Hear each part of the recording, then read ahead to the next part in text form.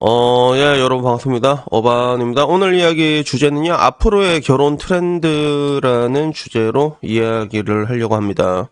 그러셔.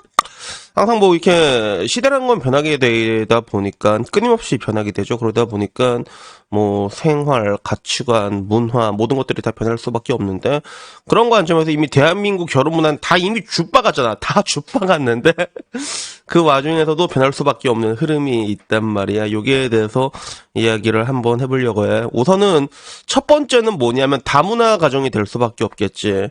그래서 나 역시도 좀 뭔가 국제 결혼에 대한 이야기를 많이 하고 있고, 그리고 실제로 뭐 저도 만약에 결혼을 하게 된다면 국제 결혼을 하게 될 확률이 높다고 생각해. 그러니까 100%는 아니지. 내가 뭐 당장 뭐 내일이라도 또 뭐 이게 착한 한국 자유를 만날 수가 있잖아. 그치? 그러면 또 여러분 저기 멀리서 또 이제 풀발이 가지고 덜렁덜렁 거리면서 어머니 형 착한 자유가 어디 있어요 이러고 오겠지만 근데 그건 모르지. 난 이때까지 뭐 내가 사랑했던 자유들 그리고 나를 사랑해줬던 자유들 한국 자유들이 많았단 말이야. 뭐 그래서 뭐 갈 수도 있지만 근데 확률적으로 나이가 남자가 많이 넘잖아요. 그러면 국제 결혼 쪽으로 돌리는 게 그게 합리적인 선택이 될 수밖에 없는 것들이 있단 말이에요. 그래서 실제로 그나마 2023년이 출산율이랑 결혼율 다 떨어지고 있는데 그나마 반등을 조금을 했잖아. 2,000건이 올라갔잖아. 근데 문제는 이 2,000건이 올라갔는데 국제결혼이 3,000건이 올라가가지고 국제결혼이 캐를 했고 그리고 이 결혼 문화라는 걸 봤을 때 그 선진국의 남자가 그래도 상대적으로 좀 이게 좀 후진국이나 개도국으로 가서 여자랑 결혼하는 거는 이거는 지금 전 세계적인 트렌드입니다. 그래서 뭐 내 유튜브 많이 본 사람 알겠지만 패스포트 브로라고 해서 다 그래. 지금 다 그러고 있어. 좀 잘 나가는 흑형들도 약간 좀 덜 나가는 흑누나 만나가지고 나라가 이게 약간 좀 이제 개독으로 가가지고 그리고 미국 쪽에서도 남미 쪽 여자를 좀 많이 만납니다 지금. 그래서 아무래도 그들이 느끼는 것들 중에 하나는 일단은 선진국 여자들은 못해 먹겠다. 못해 먹겠다. 약간 뭐 이런 느낌이지. 고기 못해 먹은 건 여러 가지 이유가 있긴 하지만, 근데 일단 가장 중요한 것들은 우리가 생각하는 그런 전통적인 결혼상에서 너무 많이 멀어져 있잖아, 지금은.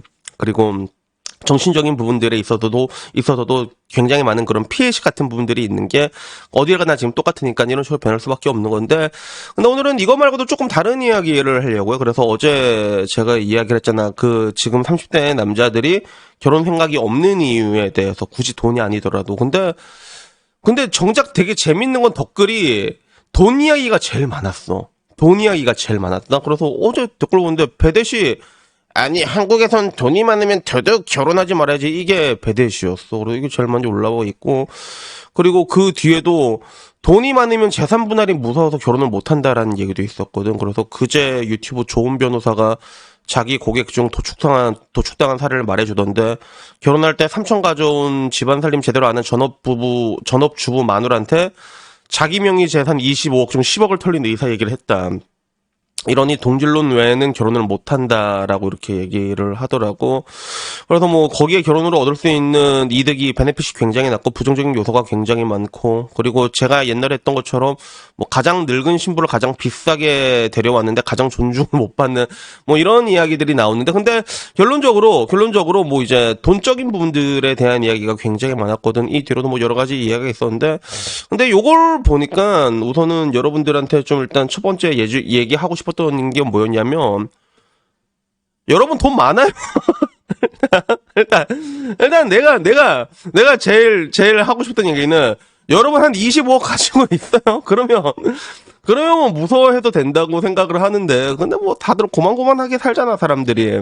근데 뭔가 이혼을 하면 되게 도축을 당할 것이다라는 그런 걱정들을 굉장히 많이 하고 있더라고. 그래서 뭐 최근 판례들을 보더라도 이제는 특유재산도 잘 건드리잖아. 특유재산이라는 게 결혼 전에 가지고 있는 재산인데 이것도 뭐 결혼 전에 내가 집을 가지고 있다고 하더라도 그런 것들을 반갈죽을 시켜버린단 말이야.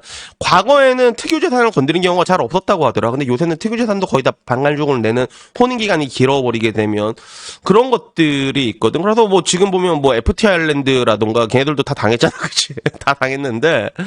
근데 이걸 보면서 내가 여러분에게 해주고 싶었던 얘기는 뭐냐면 일단은 그거야. 아까 저 사람이 말한 것처럼 동지론이 될 수밖에 없어. 동지론이 될 수밖에 없어. 그래서 실제로 미국 같은 데서도 보면 그 제프 베조스 위자료가 43조가 나왔고 빌 게이츠는 140조 재산 분할이 나왔거든. 근데 마찬가지로 트럼프 같은 경우는 트럼프도 재산이 3조가 넘는데 거의 뭐 몇백억 안 나왔단 말이야. 트럼프 같은 경우는 이혼했을 때 360억 정도밖에 안 나왔단 말이야. 그래서 외국에서는 이런 게 왜 가능하냐면 이제 프리너비라고 해가지고 혼전계약서를 작성을 하거든. 이걸 통해서 재산을 지키는 게 가능을 해. 그리고 되게 재밌는 게 이 프리너비라는 게 단순히 재산을 지키는 걸 떠나가지고 여러 가지 조항을 넣을 수가 있거든. 그래서 그 중에는 뭐 이제 아이들의 양육권이란 부분들, 뭐 상대방이 바람을 폈을 시에는 뭐 어떻게 한다 이런 게 되게 디테일하게 들어가고 그게 법적으로 효력을 발휘하는데 안타깝게도 대한민국에서는 이게 발휘가 안 된단 말이야. 그러다 보니까 더더욱더 그 동지론으로 갈 수밖에 없는 거야. 이게 재산을 지키는 수단이 되는 거지. 그리고 반대로 여러분들 같은 경우도 돈 많은 여자랑 결혼을 하잖아. 그러면 반대로 여자 재산을 반갈죽으로 뺏어오는 게 가능해. 물론 여자 같은 경우는 반반씩 잘 안 나오더라고. 그래서 내 옛날에 만났던 누나가 거의 혼인 생활을 10년 정도 넘게 했는데 근데 재산 분할 비율이 되게 좋게 나왔거든. 여자한테 65% 정도 줬던 걸로 기억해. 65%. 보통 10년은 무조건 5대5인데 여자가 65% 나왔거든. 그래서 누나 같은 경우는 자기가 여자 돈을 다 벌었단 말이야. 남자 탱자탱자 놀고. 그게 인정돼서 65%가 나왔는데 만약에 반대였으면 무조건 5대5가 나왔겠지. 그래서 지금 트렌드 자체가 법이 뭐 이혼이나 이런 게 여자 쪽으로 많이 들어주는 것들이 있는 것도 사실이거든. 근데 문제는 이러나 저러나 여러분들이 돈을 많이 버는 여자를 만나게 되잖아. 그러면 재산에 대한 리스크는 거의 없다는 거야. 그래서 한편으로는 이게 나는 좀 이렇게 재밌다면 재밌다고 할 수 있는 게 좀 여자들이 많이 현명하다고 보여져. 난 내가 시간이 지나서 생각을 해보니까 뭐가 현명하다고 느껴지냐면 최근에 누가 나한테 그 얘기를 했거든. 어떤 걸 물어봤냐면 나이가 차서 만났는데 근데 이 여자가 너무 착하다고. 이 여자가 너무 착한데 만난 기간이 짧아가지고 결혼을 하긴 할 것 같은데 이게 무섭다고 얘기를 하더라고. 이거 나중에 이거 스탑럴커 아니에요? 이렇게 나한테 물어보더라고. 그래서 어머니 어떻게 하면 이 여자를 그러면 어떻게 하면 이 여자의 그런 게 진짜 본심이 펀더멘털이 되게 굳건한지 알 수 있을까 했을 때 내가 한 말이 그냥 존나 개짝나게 하라고. 개빡돌게 하라고, 여자.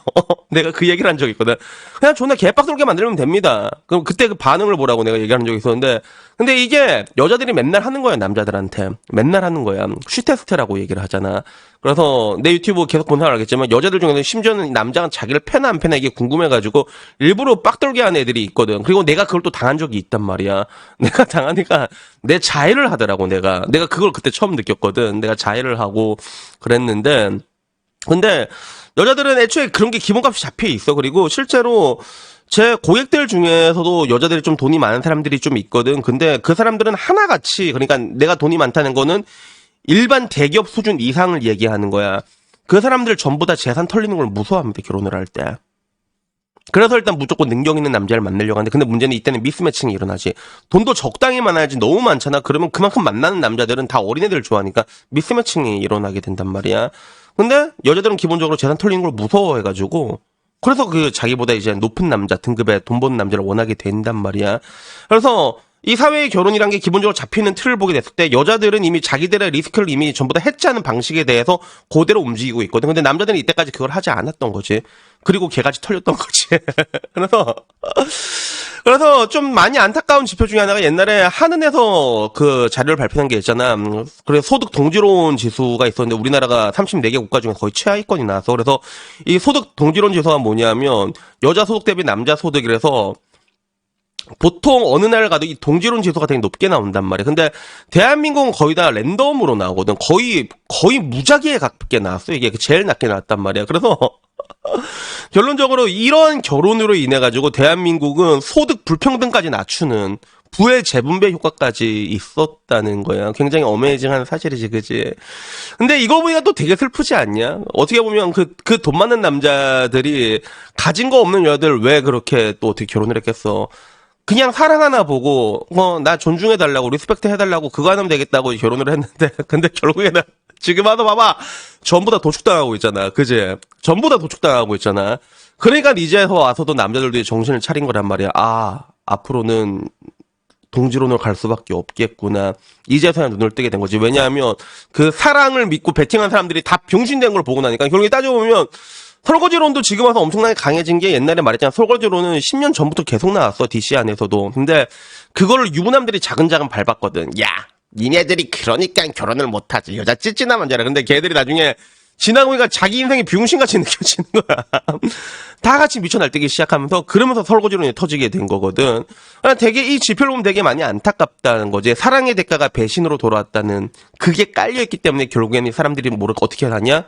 이제는 동지론으로 가야겠다라는 생각을 가지게 되는 거야. 그래서 내가 자주 하는 말 있잖아. 사람을 믿지 말고 상황을 믿어라라고 얘기를 하는 건데, 근데 지금의 대한민국의 상황을 보면 여자들이 빡 돌 수밖에 없는 상황이야. 피해의식이란 피해의식이 있는 대로 다 주입시키고, 그지? 법은 여자에게 철저하게 여자 편으로 들어주고 있거든. 그러니까 이런 일들이 일어날 수밖에 없어. 그래서 더더욱더 남자들도 동지론이라는 그런 관념에서 지키고 가야 된다는 거지. 그래서 결론적으로 이게 지나고 나면 300중 그랬던 애들이 이제 여자들도 300 못 벌면 무시당하게 되는 그런 날이 올 거야, 아마 이제. 그렇게 될 수밖에 없으니까. 결국에 항상 말하잖아. 그런 혐오라는 거는 굉장히 평등하게 돌아오게 돼 있다고. 그래가지고 아마 앞으로 결혼은 국내 오는 그런 식으로 될 수밖에 없는 것 같아요. 그래서 뭐 국제 결혼을 하게 되면 그럼 좀 괜찮지 않나요? 라고 얘기했을 때 국제 결혼도 뭐야 털리는 건 뭐 매한가지긴 한데 근데 특유 재산이나 이런 쪽에서는 한국처럼 이게 칼같이 하진 않는다고 들었던 것 같아요. 그래서 뭐 확실하진 않은 것 같지만 뭐 들리는 얘기로는 그게 특유 재산까지 확실하게 반갈죽 다 때려버리잖아. 그러면 그런 이게 자본의 해외 유출 같은 것들이 일어나기 때문에 여기서 조금 메리트가 있다고 들었던 것 같긴 한데 근데 그게 어느 정도인지는 잘 모르겠어. 그래서 이건 내가 뭐 변호사가 아닌가 뭐라고 얘기할 수는 없는데 그래서 뭐 여튼간에 뭐 앞으로는 이제 결혼 트렌드가 이렇게 되게 변할 수밖에 없다는 걸 얘기하고 싶었고 그리고 그걸 떠나가지고 진작에 여자들처럼 살았어야 돼. 알았지? 남자들이 진작에 여자들처럼 그게 결국에는 사랑에 올인한 남자들의 대규모 도축화 이후에 벌어졌다는 게 뭔가 조금 더 안타깝긴 한데 근데 뭐 어쩌겠어. 지금 상황이 이런데 맞지? 그래서 오늘은 이 얘기를 해보고 싶었습니다. 그래서 뭐 오늘 이야기는 여기까지고요. 다음에는요 조금 더 재밌는 이야기로 찾아뵙도록 하겠습니다. 모두들 즐거운 주말 보내십시오. 이상입니다. 감사합니다. 야옹.